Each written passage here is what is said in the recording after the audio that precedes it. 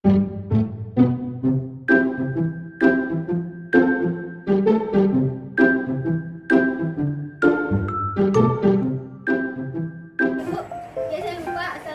warahmatullahi wabarakatuh. Terima kasih Bapak dan Ibu Guru karena pada hari ini bersedia meluangkan waktu untuk mendengarkan sebentar penjelasan tentang penimbasan AKM ya. Penimbasan AKM. Nah, sebelum itu kita lihat dulu itu apa itu asasemen nasional sebelum masuk ke AKM ya.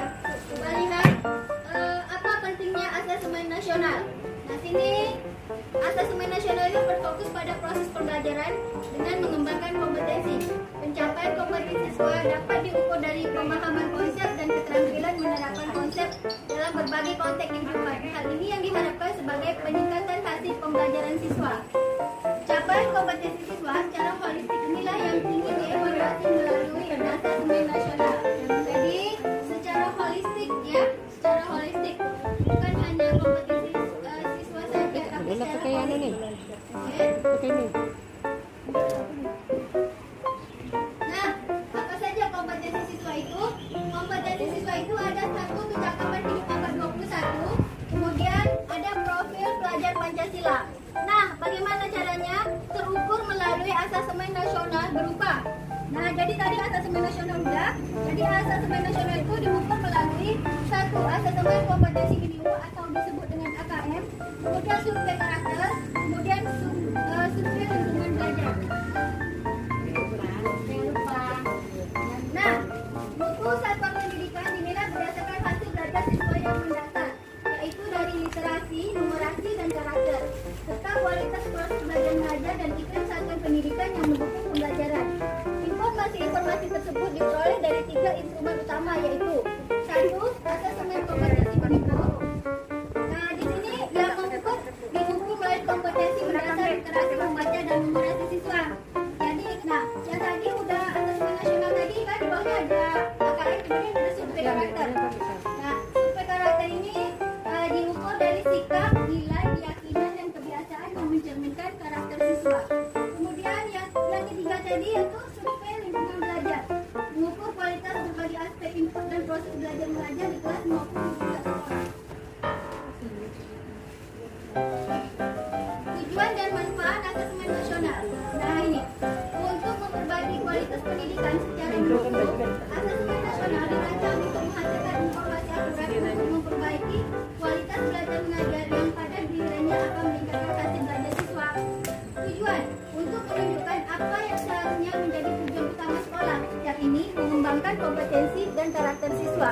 Nah, manfaat. 1. Menghasilkan informasi untuk memantau perkembangan mutu dari waktu ke waktu. 2. Kesenjangan antar bagian di dalam sistem pendidikan, misalnya ekonomi antar sekolah swasta dan negeri, antar daerah ataupun antar kelompok ya. Antar kelompok ini saya nggak ngerti, tapi saya ingat antar kelompok. Nah, yang kedua, asasemen nasional memberikan gambaran tentang karakteristik esensial sebuah sekolah yang efektif untuk mencapai tujuan tersebut. Nah, ini sangat sekali ketua TPMPS ya, kalau mau meningkatkan mutu pendidikan sekolahnya. Nah, perbandingan asasemen nasional dengan ujian nasional. Tadi yang saya sebut tadi, asasemen nasional mengganti UN ya. Nah, ini perbandingan. Setiap perbandingan bukan pelaksanaan. Nah, untuk nasional tujuannya untuk mengevaluasi mutu terkait sistem satuan pendidikan. Kemudian ujian nasional untuk mengevaluasi capaian hasil belajar murid secara individu. Jadi UN kemarin kita hanya secara individu, hanya individu matematikanya berapa, IPA-nya berapa, secara gitu ya. Tapi kalau AKM enggak, tadi ada survei lingkungan, survei karakter, dan survei literasi dan numerasi itu masuk dalam AKM ya. Kemudian jenjang penilaian. Ada jenjang penilaian itu SD, kemudian SMP, program, jenjang dasar dan menengah, sama ya. Lebih kurang sama ini dengan ujian nasional ya, sama itu. Kemudian level siswanya, kalau di asasemen nasional cuma kelas 5 ini, kelas 5 SD. Kemudian sekarang kalau asasemen nasional kalau ujian nasional kelas 9, asasemen nasional kelas 8 diadakan. Terus kelas 11, kalau di SMA kelas 12 dari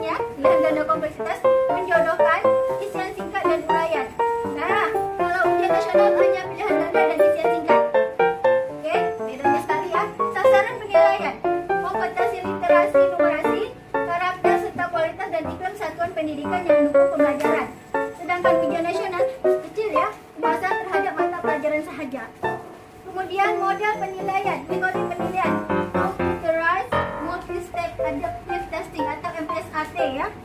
Nanti kita pakai komputer. Kemudian kalau ujian nasional bisa pakai CBT dan PBT. CBT Computer Based Test yang lingkar-lingkar dulu tuh, lingkar-lingkar, atau dengan paper based test yang lingkar-lingkar juga pakai pensil 2B. Cukup jelas ya. Siapa yang menjadi peserta asesmen pengganti UN? Nah, asesmen pengganti UN dilakukan pada siswa yang duduk di pertengahan jenjang sekolah seperti ini kelas 4, ini kelas 5. Kemudian kelas 8 untuk SMP dan kelas 11 untuk SMA.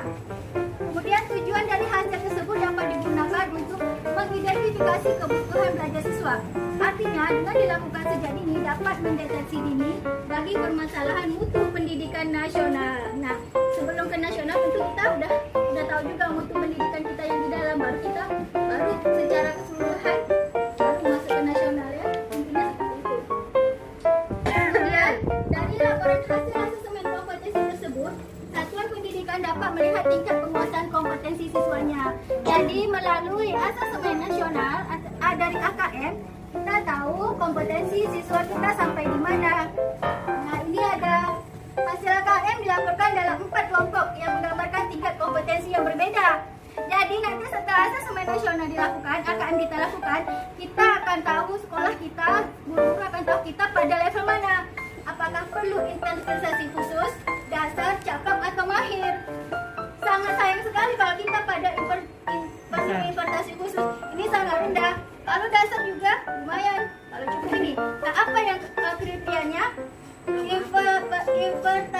Intervensi khusus itu murid belum mampu menemukan dan mengambil informasi eksplisit yang ada dalam teks ataupun membuat interpretasi sederhana.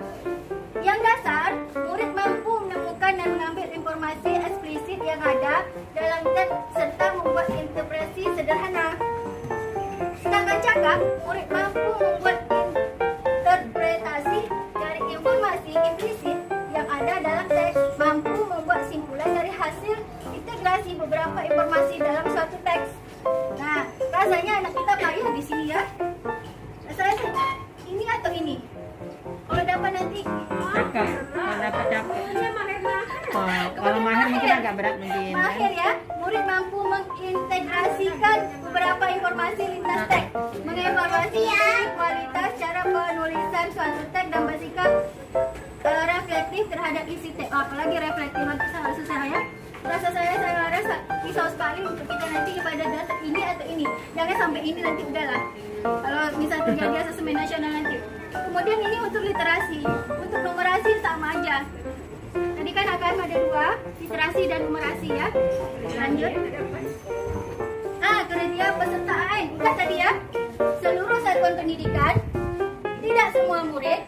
Kalau ujian nasional semua murid, pemilihan sampel secara acak diambil dari kelas 5, 8, dan 11. Setiap peserta mengerjakan tes literasi membaca, tes literasi numerasi, super karakter, dan super lingkungan belajar. Jadi mereka mengisi nanti sekolahnya bagaimana? WC-nya bagus kah? Layak kah? Mereka jujur, itu survei lingkungan belajar, kemudian survei karakter. Kemudian level pembelajaran. Nah, ini ada level pembelajarannya. Level 1, kelas 1 dan 2. Apa yang bakal dites? Ada numerasi kelas 2, 21 soal. Literasi teks fisik, literasi teks informasi. Dan pertanyaan sekarang, kita pada level berapa?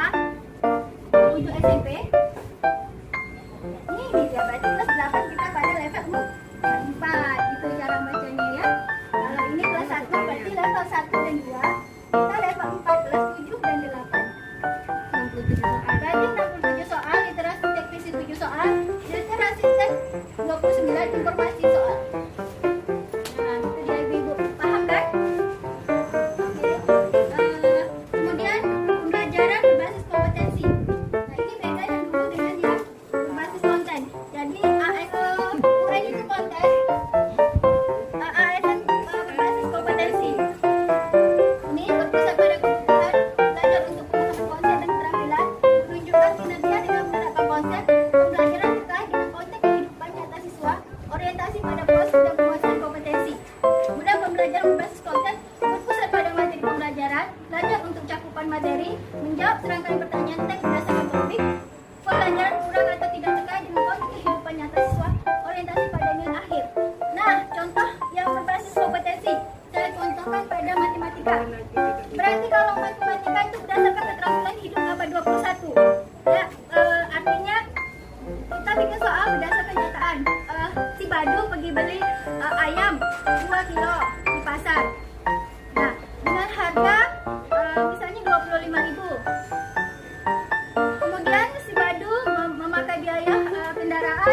2 liter. Nah, nanti ditanya bisa berapa jumlah biaya yang dikeluarkan. Itulah yang namanya kecakapan abad 21. Jadi dia real nyata langsung ke dalam kehidupan. Kalau yang AN berasaskan konten ini seperti ujian nasional kita ya. Seperti ujian nasional itu tidak berbasis dengan AKM literasi membaca. Ini konten, proses kognitif konten. Ini dia. Kalau literasi itu yang dinilai ini teks informasi, teks fiksi. Ya, dia ada 2. Kemudian proses kognitifnya menemukan informasi, interpretasi dan integrasi. Kemudian evaluasi dan refleksi. Kemudian kontennya personal, sosial budaya, saintifik. Oke, sekian dulu pemaparan saya hari ini. Jika ada pertanyaan dipersilakan. Kalau dapat jangan sulit-sulit. Ada pertanyaan?